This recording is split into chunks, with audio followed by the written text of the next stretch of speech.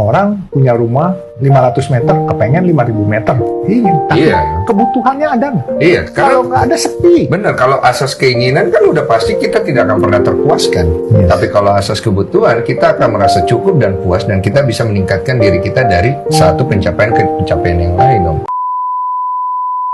Hai semuanya, di sini aku bakal ngejelasin konsep permintaan ekonomi menurut Islam. Nah, itu fokusnya ke mahasiswa.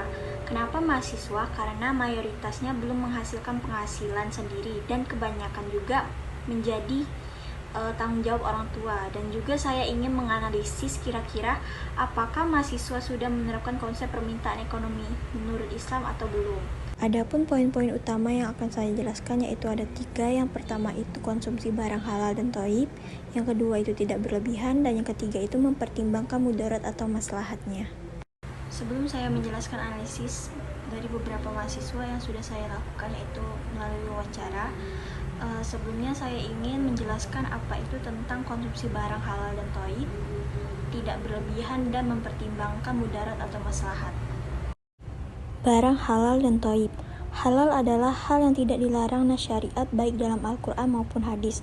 Sedangkan thayyib atau thayyiban itu mencakup 3 hal, yaitu yang pertama statusnya halal, tidak membahayakan badan, pikiran maupun jiwa, serta layak dan enak dikonsumsi.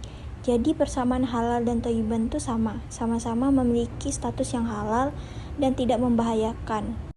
Yang kedua itu tidak berlebihan. Tidak berlebihan adalah sesuatu yang lebih dari cukup atau lebih dari batasan yang disanggupi oleh seseorang.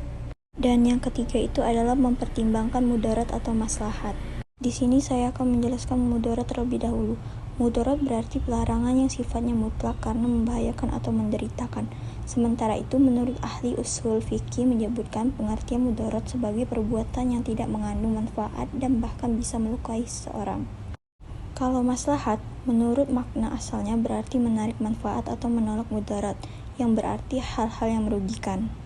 Menurut analisis yang sudah saya lakukan yaitu mewawancarai beberapa mahasiswa atau mahasiswi, adapun beberapa pertanyaan yang saya ajukan kemarin yaitu yang pertama, apakah sudah memiliki penghasilan sendiri atau belum? Dan beberapa mahasiswa menjawab sebagian sudah berpenghasilan sendiri dan kebanyakan belum berpenghasilan atau masih ditanggung oleh orang tua. Dan pertanyaan kedua saya mengajukan apakah mengkonsumsi barang halal dan thayyib. Berhubung saya mewawancarai rata-rata orang yang beragama Islam, maka jawabannya sama semua yaitu ya, mengkonsumsi barang halal. Dengan ini saja mereka sudah melaksanakan yang namanya konsep permintaan ekonomi menurut Islam. Karena salah satu cirinya yaitu harus mengkonsumsi barang halal dan thayyib. Dan yang ketiga itu saya mengajukan pertanyaan, apakah suka berbelanja yang berlebihan? Maka jawaban mereka yaitu ada beberapa mahasiswa yang menjawab iya dan ada juga yang menjawab tidak.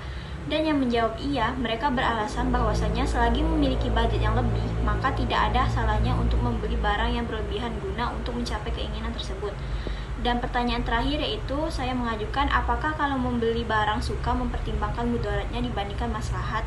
Pertanyaan keempat ini hampir sama dengan pertanyaan ketiga, yaitu ternyata masih banyak mahasiswa yang lebih mementingkan mudaratnya daripada maslahat, karena mereka ingin mencapai kepuasan tersendiri saat membeli barang yang diinginkan.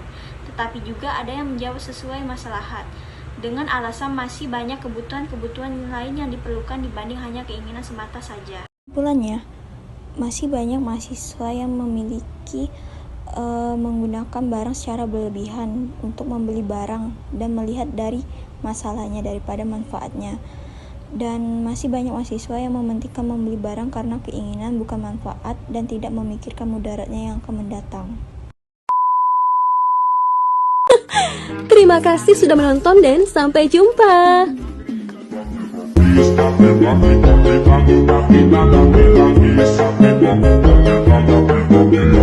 Please.